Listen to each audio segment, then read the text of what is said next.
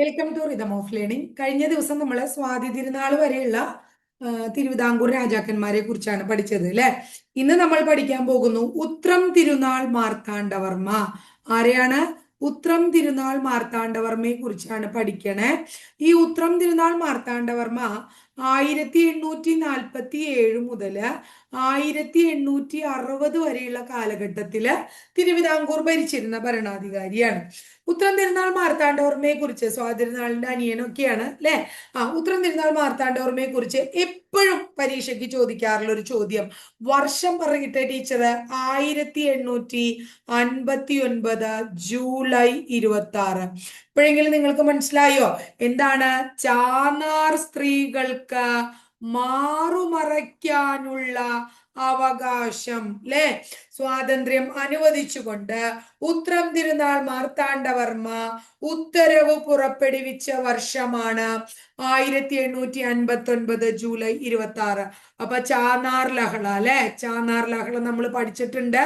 അപ്പൊ ചാന്നാർ സ്ത്രീകൾക്ക് മാറുമറയ്ക്കാനുള്ള അവകാശം ഉത്രം തിരുനാൾ മാർത്താണ്ഡവർമ്മയെ കൊടുത്ത് 1859 ജൂലൈ മാസം 26 തീയതിയാണ്. ഇനി ഇദ്ദേഹവുമായി ബന്ധപ്പെട്ട അടുത്ത പ്രധാനപ്പെട്ട ഒരു കാര്യം എന്ന് പറയുന്നത് ഊഴിയം വേലയാണ്. കേട്ടിട്ടുണ്ടോ നിങ്ങൾ ഊഴിയം വേല എന്ന് പറഞ്ഞ? അടിമകളുടെ മക്കൾക്ക് സ്വാതന്ത്ര്യം അനുവദിച്ചുകൊണ്ട് ഊഴിയം വേല നിർത്തലാക്കിയത് ആരാണ്? ഉത്രം തിരുനാളാണ്. അപ്പൊ അടിമകളുടെ മക്കൾക്ക് സ്വാതന്ത്ര്യം അനുവദിച്ചത് ആരാണ്? ഉത്രം തിരുനാളാണ്. ഊഴിയം വേല അദ്ദേഹം നിർത്തലാക്കി. ഇനി അടുത്തത് തിരുവിതാംകൂറിന്റെ സുവർണകാലം സ്വാതി തിരുനാളിന്റെ ഭരണകാലമാണെങ്കിൽ കഥകളിയുടെ സുവർണകാലം എന്താണ്? കഥകളിയുടെ സുവർണകാലം ആരുടെ ഭരണകാലമാണ്? ഉത്രം തിരുനാളിന്റെ ഭരണകാലമാണ് എന്ന് ഓർത്തുവെക്കുക.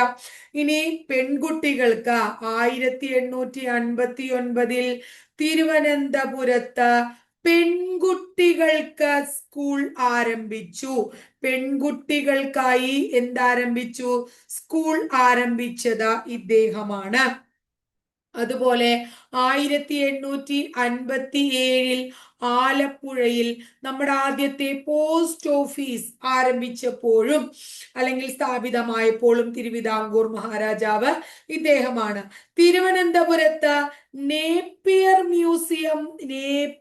മ്യൂസിയം സ്ഥാപിച്ച ഭരണാധികാരി. ഈ നേപ്പിയർ മ്യൂസിയം ഉണ്ടല്ലോ മക്കളെ, 1855 സ്ഥാപിക്കാനായിട്ട് ഒരു കമ്മിറ്റിയൊക്കെ രൂപീകരിച്ച് സ്ഥാപിതമായത് 1857 അതിനുശേഷം പിന്നീട് പുതിയ മന്ദിരം നിർമ്മിക്കുകയും മ്യൂസിയം അതിലേക്ക് മാറ്റുകയൊക്കെ ചെയ്തു. 1880 ആയിപ്പോ. ഇനി ഈ മ്യൂസിയത്തിനാണ് 1880 ആരംഭിച്ച മ്യൂസിയത്തിനാണ് കാര്യങ്ങളൊക്കെ മാറ്റിയില്ലേ, അപ്പോഴാണ് അതിന് നേപ്പിയർ മ്യൂസിയം എന്ന പേര് വന്നത്. നേപ്പിയർ മ്യൂസിയം പൊതുജനങ്ങൾക്ക് തുറന്നു കൊടുത്തത് ആയില്യം തിരുനാളാണ് കേട്ടോ. അതുപോലെ തന്നെ നേപ്പിയർ മ്യൂസിയത്തിന്റെ ഡിസൈനർ ആരാന്ന് ചോദിച്ചാൽ റോബർട്ട് ചിഷോമാണ്. അതുകൂടി ഒന്ന് ഓർത്തു വെക്കോളൂ, റോബർട്ട് ചിഷോം. ഇനി അടുത്തത് നമ്മുടെ തിരുവനന്തപുരത്തെ നേപ്പിയർ മ്യൂസിയം പറഞ്ഞു. ഇനി അടുത്ത കാര്യം എന്താ പറയാൻ പോണേച്ചാ 1859 അയർലൻഡുകാരനായിട്ടുള്ള ഒരു വ്യക്തിയുണ്ട്, ജെയിംസ് ഡാറ എന്ന് പറയുന്ന വ്യക്തി. ജെയിംസ് ഡാറയുടെ ഡാറാസ് മെയിൽ എല്ലാവരും കേട്ടിട്ടുണ്ടായിരിക്കും. അതെന്താണ്? കൊയർ ഫാക്ടറി ആണ് എന്ന് നമുക്കറിയാം അല്ലെ, ഡാറാസ് മെയിൽ അല്ലെ. അത് എവിടെയാണ് സ്ഥാപിച്ചത്? ആലപ്പുഴയിൽ സ്ഥാപിച്ചപ്പോ തിരുവിതാംകൂർ ഭരണാധികാരി ആരായിരുന്നു? നമ്മുടെ ഉത്രം തിരുനാളായിരുന്നു. അപ്പൊ ഇത്രയാണ് ഉത്രം തിരുനാളിനെ കുറിച്ച് പഠിക്കാനുള്ളത്. ഇപ്പൊ ഉത്രം തിരുനാൾ നേപ്പിയർ മ്യൂസിയം സ്ഥാപിച്ചു, പക്ഷെ തുറന്നു കൊടുത്തത് ആയില്യം തിരുനാളാന്ന് പറഞ്ഞില്ലേ പൊതുജനങ്ങൾക്ക്. അപ്പൊ അടുത്ത ആള് നമ്മൾ പഠിക്കുന്നത് ആയില്യം തിരുനാളിനെ കുറിച്ചാണ്. ആയില്യം തിരുനാൾ ഭരിച്ചത് 1860 1880 കാലം. വളരെ ഇമ്പോർട്ടന്റ് ആയിട്ടുള്ള വ്യക്തിയാണ്. ഇദ്ദേഹവുമായിട്ട് ബന്ധപ്പെട്ടിട്ടുള്ള വളരെ ഇമ്പോർട്ടന്റ് ആയിട്ടുള്ള ഒരു വർഷമാണ് 1865. എന്താണത്? പണ്ടാരപ്പാട്ട വിളംബരം.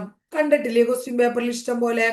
പണ്ടാരപ്പാട്ട വിളംബരം എന്താ ഈ സംഭവം എന്ന് പറഞ്ഞ, തിരുവിതാംകൂറിലെ കർഷകരുടെ മാഗ്ന കാർട്ട. തിരുവിതാംകൂറിലെ കർഷകരുടെ മാഗ്ന കാർട്ട എന്നറിയപ്പെടുന്നത് ഏതാണ്? പണ്ടാരപ്പാട്ട വിളംബരമാണ്. സർക്കാർ ഭൂമിയിൽ കൃഷി ചെയ്യുന്ന വ്യക്തികൾക്ക് പട്ടയം നൽകിക്കൊണ്ട് ഉത്തരവ് പുറപ്പെടുവിക്കുകയാണ് ആര്? ആയില്യം തിരുനാള്. പണ്ടാരപ്പാട്ട വിളംബരം വഴി കുടിയാന സർക്കാർ വക പാട്ടവസ്തുക്കൾ മേൽ അവകാശം സ്ഥിരപ്പെടുത്തി കൊടുക്കുകയാണ് ആര് ചെയ്തത്? നമ്മുടെ ആയില്യം തിരുനാള് ചെയ്തത്. അതിനുശേഷം ഇദ്ദേഹം 1867 എന്ത് നടത്തി? ജന്മി കുടിയാൻ വിളംബരവും നടത്തി. എന്താ മക്കളെ ജന്മി കുടിയാൻ വിളംബരം? അല്ലെങ്കിൽ അതിനെ നമ്മൾ വിളിക്കും കാണപ്പാട്ട വിളംബരം. എന്താ അറിയോ നിങ്ങൾക്ക്? ജന്മി മാരുടെ ഭൂമി, ജന്മിമാരുടെ ഭൂമിയിലാണ് കർഷകർ കൃഷി ചെയ്തിരുന്നത്. ആ ജന്മിമാരുടെ ഭൂമി കർഷകർക്ക് അവകാശം കൊടുത്തിട്ടുള്ളതാണ് ജന്മി കുടിയാൻ വിളംബരം എന്ന് പറയുന്നത്. ഇത്രയും കാര്യം ക്ലിയർ ആയല്ലോ. ഇനി അടുത്തത്, വിക്ടോറിയ രാജ്ഞിയിൽ നിന്നും മഹാരാജ എന്ന പദവി 1866 നേടിയ തിരുവിതാംകൂർ രാജാവ്.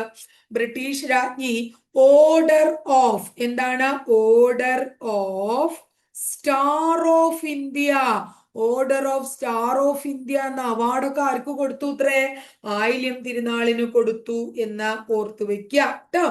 ഇനി ഗാന്ധിജിയുടെ ഇന്ത്യൻ ഒപ്പീനിയൻ എന്ന് പറയുന്ന പത്രത്തിൽ വളരെ ഇമ്പോർട്ടന്റ് ആയിട്ട് പ്രതിപാദിക്കുന്ന ഒരു മഹാരാജാവുണ്ട്. അദ്ദേഹം ആയില്യം തിരുനാളാണ്.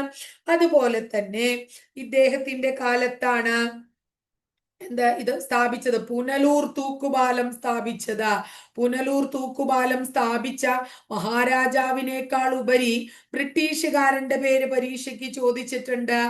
ആൽബർട്ട് ഹെൻറിയാണ്. കേരളത്തിലെ ഏറ്റവും പഴക്കം ചെന്ന തൂക്കുപാലം 1877 ബ്രിട്ടീഷ് എഞ്ചിനീയറായ ആൽബർട്ട് ഹെൻറി പണിതതാണ്.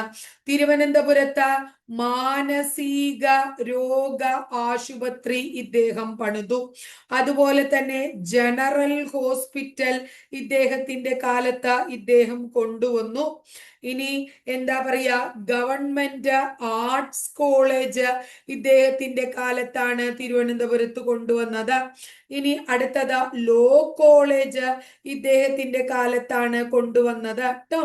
അതുപോലെ തന്നെ എന്താണ്, തിരുവനന്തപുരത്തെ കാഴ്ച ബംഗ്ലാവ് എല്ലാവർക്കും അറിയാം. ആ കാഴ്ച ബംഗ്ലാവ് ഇദ്ദേഹത്തിന്റെ കാലത്താണ് ഇദ്ദേഹം കൊണ്ടുവന്നത് എന്നൊക്കെ ഓർത്തു വെക്കണം. അപ്പൊ തൂക്കുപാലം, ലോ കോളേജ്, ആർട്സ് കോളേജ് അല്ലെ, അതുപോലെ തന്നെ മാനസിക രോഗ ആശുപത്രി, ജനറൽ ഹോസ്പിറ്റൽ, ഇതൊക്കെ ഇദ്ദേഹത്തിന്റെ കാലത്തായിരുന്നു കൊണ്ടുവന്നത് എന്നും കൂടി ഓർത്തു വെക്കുക. കേരളവർമ്മ വലിയ കോയി തമ്പുരാനെ അധ്യക്ഷനാക്കി പാഠപുസ്തക കമ്മിറ്റി, എന്താ പറയണേ? പാഠപുസ്തക കമ്മിറ്റി, പാഠപുസ്തക കമ്മിറ്റി ട്ടോ. പാഠപുസ്തക കമ്മിറ്റി രൂപീകരിച്ചു ആയില്യം തിരുനാള്. ഇനി കേരളവർമ്മ വലിയ കോയി തമ്പുരാനെ ഹരിപ്പാട് തടവിലാക്കിയതും ആരെന്നെയാണ്? ആയില്യം തിരുനാൾ തന്നെയാണ്. അപ്പൊ ഇത്രയൊക്കെയാണ് വളരെ ഇമ്പോർട്ടന്റ് ആയിട്ടുള്ള എന്താ പറയാ ഈ ആയില്യം തിരുനാളുമായിട്ട് റിലേറ്റഡ് ആയിട്ട് നമുക്ക് പഠിക്കാനുള്ളത്. അപ്പൊ ആയില്യം തിരുനാളിനെ കുറിച്ചിട്ടുള്ള കാര്യങ്ങൾ ക്ലിയർ ആയില്ലേ? അപ്പൊ ഉത്രം തിരുനാൾ മഹാരാജാവിനെ കുറിച്ചും പഠിച്ചു നമ്മള്, ആയില്യം തിരുനാളിനെ കുറിച്ചും പഠിച്ചു. ഇനി നമുക്ക് അടുത്ത ക്ലാസ്സിൽ വിശാഖം തിരുനാളും ശ്രീമൂലം തിരുനാളും പഠിക്കണം. അതിനുശേഷം റാണി സേതു ലക്ഷ്മിബായും ശ്രീ ചിത്തിര തിരുനാളും. അത് കഴിയുമ്പോൾ തിരുവിതാംകൂറിന്റെ ഭരണം കഴിയും. പിന്നെ നമുക്ക് കോഴിക്കോട് രാജവംശവും കൊച്ചി രാജവംശവും. അപ്പൊ അതോടുകൂടി ഈ കേരള ഹിസ്റ്ററി അവസാനിക്കും. അതിനുശേഷം ടീച്ചർ അതിന്റെ മോക്ക് ടെസ്റ്റും കാര്യങ്ങളൊക്കെ ഒരു റിവിഷൻ തന്നിട്ട് മോക്ക് ടെസ്റ്റും കാര്യങ്ങളൊക്കെ തരാട്ടോ. അപ്പൊ ഇത്രയേ ഉള്ളൂ ഇന്നത്തെ ക്ലാസ്സിലെ. ഭംഗിയായിട്ട് എല്ലാവരും പഠിച്ചു വെക്കാട്ടോ.